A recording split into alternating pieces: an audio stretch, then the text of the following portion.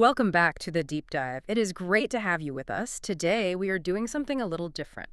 Usually, when we crack open our stack of sources, the articles, the history books, the research papers, we're looking for events. We want to know what happened, who fought whom, who won, who lost. Right, the action movie version of history. Exactly, the action movie version. Mhm. But today, we are diving into the history of an idea, or, to be more precise, the history of a method.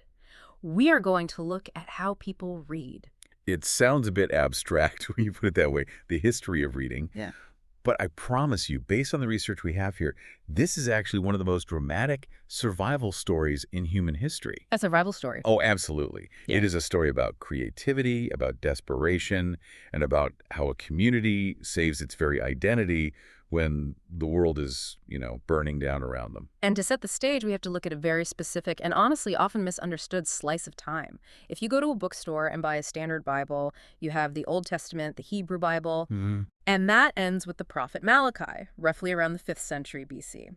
Then you flip a single thin piece of paper and boom, you are in the New Testament. Yep, you're in Matthew. You're in the Gospel of Matthew. Jesus is there. The Romans are occupying the land. There are Pharisees and Sadducees. I mean, the whole setting has just completely changed. And that single page turn represents a gap of roughly 400 to 500 years. 400 to 500 years. And growing up, or even just in general conversation, I've always heard this period referred to as the silent years. That's the common term for it, yeah. The idea is that the prophets stopped speaking, God went on mute, and the people just sort of sat around twiddling their thumbs until John the Baptist walked out of the wilderness. That is the common narrative. Yeah. But our sources today, which include extensive scholarship on Second Temple Judaism, the Dead Sea Scrolls, and early Christian origins, tell us that silent is the absolute wrong word for it. So what was it, if not silent? It was loud. It was chaotic. Scholars call this the Second Temple period, running roughly from the return from Babylon in 539 BC up until the Romans destroyed the temple in 70 AD. And far from being silent, this was an explosion of noise. Noise. Yeah, explosion of writing, furious debating, sect building, and most importantly for us today, an explosion of interpretation. So the mission of this deep dive is to investigate that missing link. We want to understand how the people living in that gap and the people who wrote the New Testament actually read their Bibles. Because, and this was a huge aha moment for me reading through this material, they did not read them the way we do today. No, not at all. Not even close. They had a completely different mental operating system. And if you don't understand that system, you really can't understand the New Testament, and you can't understand the origins of Rabbinic Judaism. Why not? Because they were both born in this same pressure cooker. Okay, let's unpack that pressure cooker idea. Because to understand how the techniques they used, we first have to understand the why. What was the vibe on the ground that forced them to read differently? The one word that really defines this entire era, and it's a word that comes up again and again in the scholarship, is incongruity. Incongruity. Think about it. Put yourself in the sandals of a Jewish person living in Judea around, say, 200 BC. You have your sacred texts, you have the Torah, you have the scrolls of Isaiah and Jeremiah. And what do those texts say? They promise glory, a restored kingdom, peace, all of that. Exactly. They make very specific, very grandiose promises. They say that if you return from exile and rebuild the temple, God's glory will return. The nations will flow to Jerusalem to learn wisdom. The kingdom of David will be restored. It's supposed to be, well, paradise. Okay, so that is the promise on paper. That is the expectation. What is the reality? The reality is that you are a vassal state. Yeah. You are a pawn in a massive geopolitical game of chess played by superpowers. First, the Persians own you. Then Alexander the Great sweeps through, and suddenly you are under the Greeks. Then the Greeks split up, and you are caught between the Ptolemies in Egypt and the Seleucids in Syria. So not ruling the nations. Far from it. The nations are crushing you. They aren't coming to Jerusalem to learn wisdom. They are marching into Jerusalem to force you to worship Zeus or to tax you into poverty. And eventually, the Romans arrive with their iron boots. It's just one foreign occupier after another. Constantly. And what about the temple? They rebuilt it, right? They did. That was the big project after the exile. They did. But it felt empty. Remember, the Ark of the Covenant was lost during the Babylonian destruction. So the Holy of Holies, the epicenter of God's presence, was literally an empty room. Wow. I never really thought about that. The most important room on earth is just vacant. Vacant. There was this pervasive sense that the glory of the Lord, the kavod, hadn't returned in the explosive way the prophets predicted. So you have this massive gap. The text says victory and glory, and your eyes see defeat and emptiness. That creates a profound theological crisis. It's cognitive dissonance on a national scale. If you believe the text is the true word of God, but your lived reality contradicts it, you really only have three options. Okay, let's walk through them. Option 1, God lied. Can't really go there if you're a person of faith. Not really. Option 2, the prophets were wrong. They were just mistaken, overly optimistic. Okay, so a non-starter. That unravels everything, so what's left? Option 3, we are reading it wrong. Ah. The problem isn't the message, it's the reception. Exactly. The problem isn't the text. The problem is our interpretation. They had to reinvent how they read to save the text from looking like a lie. This brings up a phrase from our notes that I really liked, nostalgia for the idealized past. Yes. It's the idea that the community was constantly looking backward to find a way to move forward. They weren't trying to invent a new religion. They were trying to find the true meaning that had been hidden in the old religion all along. So they turn to the text, but they need a new set of tools to unlock it. And this is where we get into the core of our deep dive today. Our sources rely heavily on the framework developed by a scholar named James Kugel. He outlines what he calls the 4 assumptions of the ancient mind. Kugel's work is foundational here. It's brilliant. He argues that these assumptions were the air they breathed. It didn't matter if you were a Pharisee, a Sadducee, an Essene living in the desert, or an early Christian. You operated with these 4 basic rules about what the Bible is. So this is like the mental software they're all running. The operating system, exactly. Okay, let's walk through them because this is the code-breaking part. Assumption number 1, the text is cryptic. This is the idea that the Bible is not just a surface-level history book. It has a hidden surface. It is a code. If the text says X, it might actually, and probably does, mean Y. So unlike reading a newspaper where it rained on Tuesday just means it rained. Right. For them, rain might be a symbol for judgment, and Tuesday might be code for a specific era of history. Precisely. Because the author is God, and God is infinite, the text must have infinite depth. It's not just telling you a story, it's hiding a secret. A perfect example of this is the figure of Enoch in Genesis. I love the Enoch example because the biblical text itself is so incredibly sparse. It is blank and you miss it. In Genesis 5, you have a genealogy. It's a long list of names and numbers. Adam lived this long, had a son, died. Seth lived this long, had a son, died. It's a very repetitive chapter. It's a rhythmic drumbeat of mortality. And he died, and he died, and he died. It just pounds it into you. And then you hit Enoch. Right. And the rhythm breaks. The text says, Enoch walked with God, and he was not, for God took him. He was not, for God took him. That is frustratingly vague. What does that even mean? To a modern historian or just a modern reader, we might look at that and say, okay, poetic way of saying he died, or maybe it's a fragment of some older myth we lost. But the ancient interpreter, operating with this cryptic assumption, stops cold. What do they see? They see a mystery. They see 2 problems. First, it doesn't say he died. It says God took him. Why and where? Second, look at his age. He was 365 years old. Which is a solar number, right? Days in the year. It matches the days in a solar year, yes. But compared to his peers in that chapter, Methuselah lived 969 years. Others are living 800, 900 years. Enoch is practically a teenager. He dies young. So the interpreter asks, why did God cut him short? Or did he? Exactly. And they start to fill in the blanks. Texts like the Wisdom of Solomon or Ben Sira, which were written in this period, start to speculate. They argue, God is just. He wouldn't kill a righteous man early as a punishment. Therefore, taking him early must be a reward. A reward, like getting called up to the majors early? Sort of. They reasoned that Enoch was living in a wicked generation. If he had stayed on earth, he might have been corrupted by the sin around him. So God pulls him out to protect him. Yes, God took him to preserve his holiness. It was a rescue mission. But then it gets even wilder. They turn him into a sign. It gets much wilder. They look at that number 365 and the phrase, walked with God.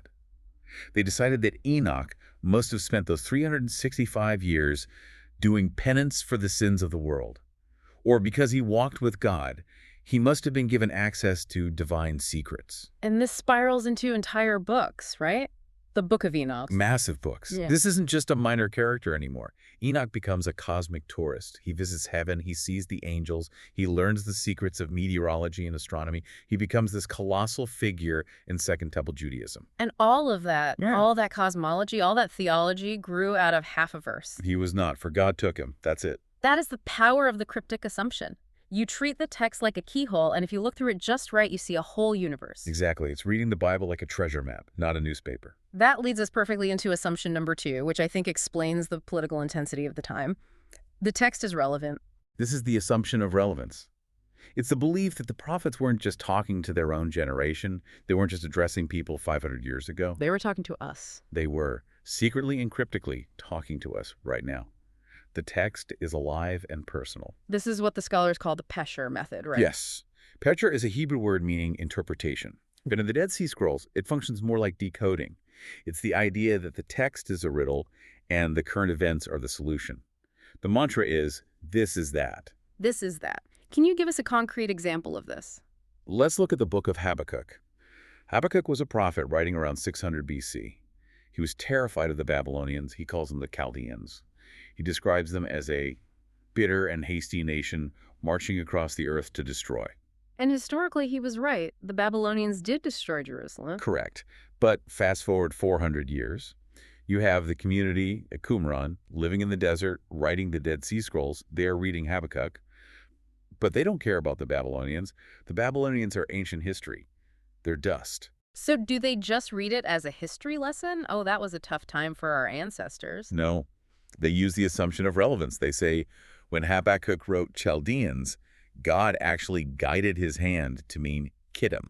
And Kittim is. It's their code word for the Romans. Whoa. So they just did a find and replace. Effectively, yes. Yeah. In the scroll called the Pesher Habakkuk, it's fascinating. They quote the verse about the Chaldeans, and then they write, its interpretation concerns the Kittim, who are swift and powerful in battle. They believe that God planted a time bomb in the text of Habakkuk that was set to explode in their lifetime. That is incredibly bold. It completely strips the original author Habakkuk of his intent. It says, Habakkuk didn't know what he was talking about, but we do. It does. But from their perspective, it makes the text incredibly alive and urgent. If you believe the text is divine, it has to speak to you. If it only spoke to dead people about dead empires, what good is it? This method turns the Bible into the morning news script. It also explains the intensity. If you think the ancient prophecies are about your wars and your leaders, then you naturally feel like you are living in the end times. Exactly. Every troop movement, every political betrayal becomes a fulfillment of prophecy. The stakes are as high as they can possibly be. Okay, let's move to assumption number 3. This is the one that I think modern readers, especially those of us trained in logic and critical thinking, struggle with the most. The text is perfect and harmonious. This is the no mistakes allowed rule. The assumption is that since this is God's word, it cannot contradict itself, ever. But, I mean, we've read the Bible. There are contradictions, or at least things that look a lot like contradictions. To us, yes. If a modern historian sees source A saying one thing and source B saying another, we just say, well, those are different traditions stitched together. We talk about sources and redaction. Right. Different authors, different communities. But to the ancient mind, those aren't contradictions. They are opportunities. They are puzzles waiting to be solved. The sources mention the Red Sea problem as a classic example. Oh, I love this one. It's so visual.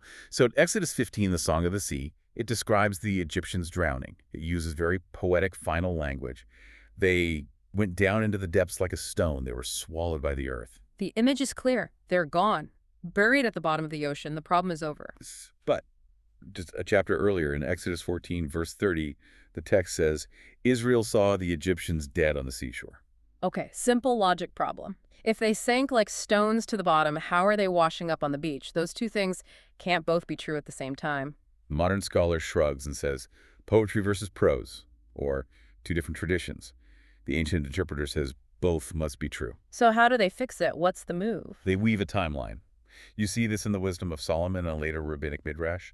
They argue that the sea swallowed them up, glub, glub, glub, down to the bottom to execute judgment, and then the depths cast them up and spat them out onto the shore. Why? Why the extra step? So the Israelites could see them and believe. More than that, some sources say so they could strip the bodies for their armor and weapons. The point is, they create a narrative sequence, first sinking, then floating, that accommodates both verses. It's like they view the text as a seamless garment. You can't have a tear in it. You have to patch it perfectly. And we see this in the New Testament too. Think about the blind men at Jericho. The Gospel of Mark says Jesus healed one blind man named Bartimaeus. Right. The Gospel of Matthew says there were two blind men. Contradiction. Not if you assume harmony. The ancient reader says, well, if there were two, there was definitely one. Mark just focused on the loud one. Or maybe he healed one on the way into the city and one on the way out. They will perform impressive mental gymnastics to smooth out every bump. It really shows a fierce dedication to the integrity of the text. They refuse to let it be broken. And that leads to the final one, assumption number 4, the text is divine. Which implies, don't all these assumptions imply it's divine? They do. Yeah. But this one gets more granular. It implies that the text is not just inspired in its general message, it is inspired in its details. Every letter, every weird turn of phrase, every seemingly unnecessary word is there for a reason. God doesn't waste ink. God doesn't waste ink. The example from the sources here is about Jacob living in tents. Okay. Seems straightforward enough. Yes, from Genesis 25.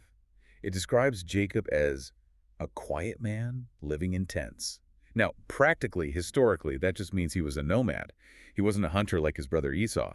He hung around the camp. Okay. So what's the problem? Too straightforward. The ancient interpreter asks, why plural? Plural. It says living in tents. You only live in one tent at a time. Why does it say tents? And more importantly, there is a theological pressure here. Jacob is a patriarch. He is the father of the nation. He must be a model of holiness. And in the Second Temple period, what does a holy person do? They study. They study the law. That's the pinnacle of piety. Jacob couldn't just be a quiet guy hanging out. He had to be doing something holy. So, interpreters like the author of the Book of Jubilees concluded that the tents were not for sleeping. They were the tents of Shem and Eber, ancient academies of Torah study going back to Noah's sons. That is a massive leap. They turned a Bronze Age shepherd into a yeshiva student. They did, but notice the logic. The text is divine. The text uses a plural word, tents. Jacob is holy. Holiness equals study. Therefore, the tents were schools. It's a retroactive projection of their own values onto the text, justified by the divine nature of every single word. So, armed with these 4 assumptions, cryptic, relevant, perfect, and divine, these interpreters went to work. They weren't just doing this as an academic hobby. As we mentioned at the start, they had a problem.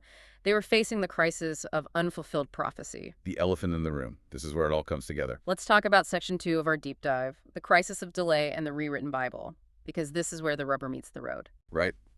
The prophet said, Babylon will fall and we will return, and God's glory will fill the earth. Well, Babylon fell. They returned.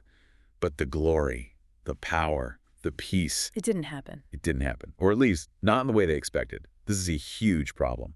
And when reality conflicts with your sacred text, you have to find a way to save the text's authority. So what do? You reinterpret. You reinterpret, or you rewrite. You get this phenomenon of the rewritten Bible. This is a genre of literature where people basically retell the biblical stories, but they add details to fix plot holes, answer theological questions, or update the timeline. Yeah. The book of Daniel is the prime example here regarding the timeline. Daniel is fascinating because we can almost see the editing happening in real time inside the book itself. In Daniel 12, the angel tells Daniel about the time of the end. He says from the time the daily sacrifice is abolished, there will be 12,290 days. Okay, extremely specific number. 12,290 seems like a clear deadline. But then literally the next verse says, blessed is he who waits and arrives at the 12,335 days. Wait, that's 45 days later. Why give one deadline and then immediately give another? That seems confusing. Most scholars agree that this is a case of interbiblical interpretation. The first prophecy, 12,290 days likely passed. The deadline came and went, and the kingdom of God didn't arrive. The restoration wasn't complete. The bad guys were still in charge. So they didn't delete the prophecy. They didn't just say, well, that was wrong. No, you can't delete scripture. You update it. A later editor, or perhaps the author receiving a new understanding, added the clarification. Hang on, just a little longer. It's actually 4,335 days. It's like a software patch. Update 1.1, apocalypse delayed by 45 days. Bug fixes included. Essentially, yes. They were recalibrating their hope. They didn't lose faith. They adjusted the math. This shows how resilient their faith was. They were willing to rewrite the timeline rather than abandon the promise. And it wasn't just numbers. They're also rewriting the stories to make them more satisfying. we have to talk about the Genesis Apocryphon and the description of Sarah. This sounded less like the Bible and more like a romance novel. Chuckles. It really is. So in the Bible, Genesis says Sarah was beautiful. That's it. She was a woman of beautiful appearance. And because of that, Abraham is afraid the Egyptians will kill him to take her. It's a major plot point, but the biblical text is very sparse on details. We don't know if she was tall, short, blonde, brunette. But the Dead Sea Scrolls writer, he wasn't satisfied with sparse. He felt that gap, that lack of detail, needed to be filled. What does he add? The Genesis Apocryphon has this lavish, almost breathless description. It talks about her soft hair, her lovely eyes, the shape of her face, the radiance of her skin. It describes the perfection of her arms, her hands. Wait, her hands? Oh, yeah. It even talks about her toes. It goes on, saying her beauty surpasses all women on earth. Why do that? Why add all that detail? Is it just for entertainment? It serves a dual purpose. Yeah. First, to glorify the matriarch. If she is the mother of Israel, she must be the most stunning woman who ever lived. It's an act of devotion. Second, and this is the key interpretive move, is to explain the plot. Why would the Pharaoh, the most powerful man on earth, who can have any woman he wants, be so obsessed with this foreign nomad woman? She had to be undeniable. Right. If she's just kind of pretty, the story feels weak. If she's a supermodel who practically glows in the dark, the story works. They're filling in the gaps to make the text hyper-real. It's fan fiction, yes, but it's devotional fan fiction. So we have this vibrant, creative, intense world of Jewish interpretation.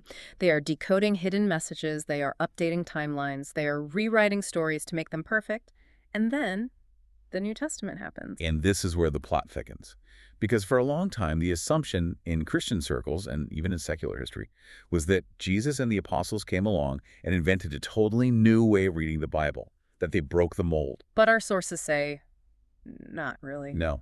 The early Christians were Jewish. They were products of this exact environment. They used the exact same methods we just described. They used the Cryptic method, the Pesher method, the harmonization.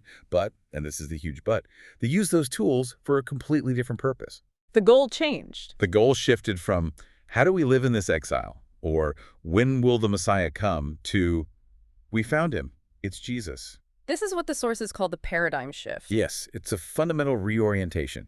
Jewish interpreters were searching the text forward, scanning the horizon for the Messiah. The Christians believed they had found the answer, Jesus, and they started reading the text backward to prove it. Let's look at a famous example that critics often point out as a mistake or a context violation. Matthew 2.15. Out of Egypt I called my son. This is the classic example. So Matthew's telling the story of Jesus as a baby. Herod is killing the infants, so Joseph and Mary flee to Egypt. Later they return. And Matthew says this fulfills the prophecy from Hosea.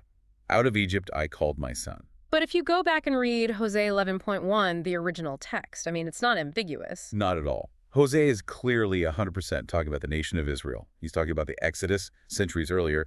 When Israel was a child, I loved him, and out of Egypt I called my son.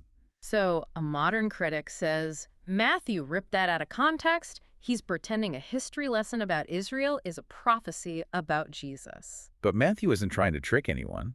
He's not using modern historical critical rules. He's using the Second Temple assumption of relevance.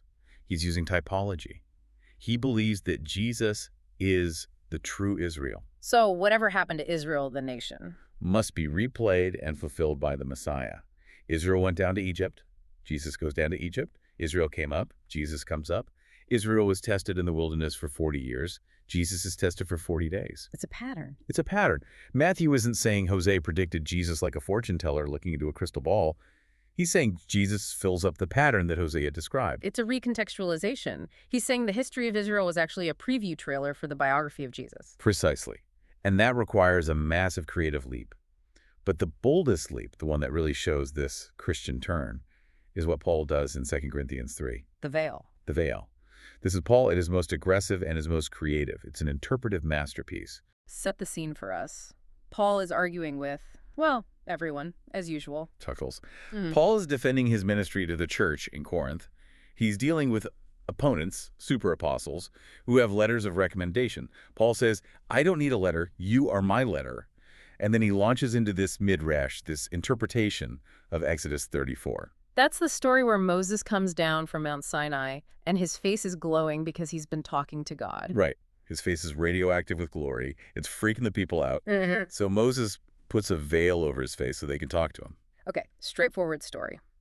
Moses wears a veil to shield the people from the glory because it's too intense. That's the surface reading. But Paul twists it. And I mean that in the most respectful, technical sense. Paul rereads that story and says, actually, Moses put the veil on so they wouldn't see that the glory was fading away. Oh, wow. That's a dig. So it wasn't to protect them. It was to hide the fact that the old covenant glory was temporary. That's Paul's spin. It's a huge polemical move. But then he goes further. He says that even today, when his Jewish opponents read the Torah, the Old Covenant, that same veil is lying over their hearts. Whoa. He moved the veil. It went from Moses' face in the text to the reader's heart in the present. Yes. He psychologizes and spiritualizes the text. He claims that the text itself is dead letter gramma that kills. But the spirit pneuma gives life. He says you can only truly understand Moses if you turn to the Lord, Jesus, and then the veil is removed. That is incredibly confrontational. He's telling his Jewish opponents, you can't even read your own book correctly because you have a spiritual cataract on your heart. Only we can read it because we have the Spirit. It is a power move. From a historical perspective, is Paul twisting the original meaning of Exodus? Probably. But from a Second Temple perspective, he is revealing the cryptic truth that was hidden there all along. He's claiming the assumption of relevance. This text is about us and the veil we face. And he's doing it to prove that Jesus is the goal of the entire story. So we have these two groups, the rabbinic Jewish interpreters and the early Christians, starting from the same starting line, using the same methods, but sprinting in totally different directions. It creates a divergence that shapes the next 2,000 years of Western civilization. Section 4 of our outline covers this divergence. What's the fundamental difference in their why? Where do they part ways? They part ways on the purpose of the interpretation.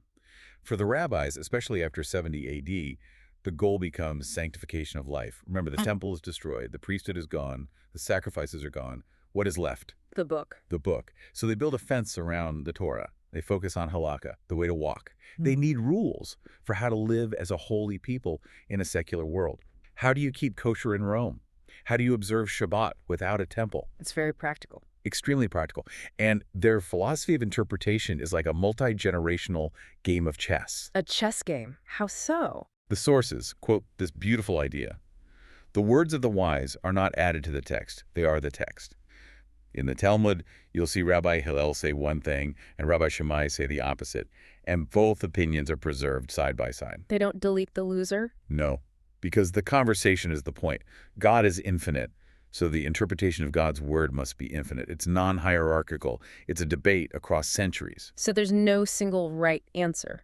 The process is the answer. Israel means one who wrestles with God, right? So the interpretation is a form of wrestling. It's never finished. That sounds surprisingly postmodern, just endless dialogue and minority reports. In a way, it is. But then look at the Christian path. Their goal isn't just how to live. It's Kerygma Proclamation. They are trying to convince the Greek world and the Jewish world that a crucified carpenter is the Lord of the universe. That requires a bit more certainty than endless dialogue. Exactly. You can't build a global movement on, well, Rabbi so-and-so disagrees. They need to prove it. So their interpretation becomes Christological. The Old Testament becomes a witness stand. Every prophet, every psalm, every story is called to the stand to testify about Jesus. And this leads to some very specific, very precise arguments. The sources mention Paul's argument in Galatians about seeds. Oh, this is a classic Pauline argument, Galatians 3.16. Paul is looking at the promise God gave to Abraham. And to your offspring, I will give this land. The word is seed or offspring. Seems clear enough. In Hebrew, the word is zera. It's a collective noun, like sheep in English. It can mean one sheep or a million sheep. Context usually tells you it means descendants, plural. And the Jewish understanding was always the people of Israel, the nation. Right, but Paul, using that assumption of perfection where every detail matters, he pulls out the magnifying glass. He says, it doesn't say seeds, plural. It says seed, singular. Therefore, it's not talking about many people. It's talking about one person, and that person is Christ. He's using a grammatical technicality to make a massive theological claim. God didn't add an S, so he meant Jesus. It drives modern linguists crazy, but for Paul, it was airtight logic. The text is divine. The grammar is divine. If God used the singular, he meant the singular. And since the only singular person who fulfills the promise is Jesus, the text was always about him. It's amazing to see how they thought. It's so precise and yet so expansive. Yeah. But, and here's where we get to section 5, I feel a little uncomfortable. The modern dilemma, I think we all feel that. Yeah. I mean, honestly, some of this sounds like they are just making it up. Seed means Jesus. The veil is on your heart. Habakkuk is about the Romans. If I tried to pull that in a Bible study today or write that in a history paper, I'd get an F. You might. And that discomfort you feel is because you are a modern reader. We are obsessed with authorial intent. We want to know, what did Isaiah think he was writing? What was in his head? Well, yeah, isn't that what meaning is? What the author intended? For us, yes. But for the ancients, they cared about divine intent. They believed the human author was just a vessel, a pen in the hand of God. The Holy Spirit was the real author, and the Spirit could hide things in the text that the human author had no clue about. So Isaiah writes a poem about a young woman having a baby, and he thinks it's about the king's wife. But the Spirit knows that 700 years later, it's going to be about Mary and Jesus. And the ancient interpreter's job is to find the Spirit's meaning, not Isaiah's meaning. Exactly. It's a completely different goal. The sources used a really wild analogy to help us get our heads around this difference. The eight-legged snake. Yes. This comes from the lecture notes on Philo of Alexandria, a Jewish philosopher who lived at the same time as Jesus. He was the master of allegory. Okay, lay it on me. The eight-legged snake. Imagine you have a time machine. Yeah. And you take your iPhone 15, whatever, and you travel back to the Garden of Eden, to Genesis 3. You want to take a picture of the serpent tempting Eve. Okay. I'm hiding in the bushes, camera ready. I want the scoop. What do you see? If the text is literal history, if you're a fundamentalist or a modern historian, you expect to see a snake. Maybe a talking snake with legs, maybe not. But you snap the photo. Got it. Evidence, proof. But interpreters like Philo said, no. The snake isn't a literal snake. It's an allegory for pleasure or seduction or the untamed passions of the soul. Well, yeah. So if you take your camera back to the allegorical Garden of Eden, what does the camera see? Nothing, I guess. Exactly. Or maybe it sees a concept, but you can't photograph a concept. The point is the ancient interpreters were comfortable with the text being true without it being literal. They didn't need a photographable snake for the story to be powerful. They needed the symbol of the soul's nourishment. They were reading poetry. We were trying to read a police report. That's a great way to put it. We want facts, they wanted wisdom, we want history, they wanted participation. And that leads to the big question for believers today. Can we do what they did?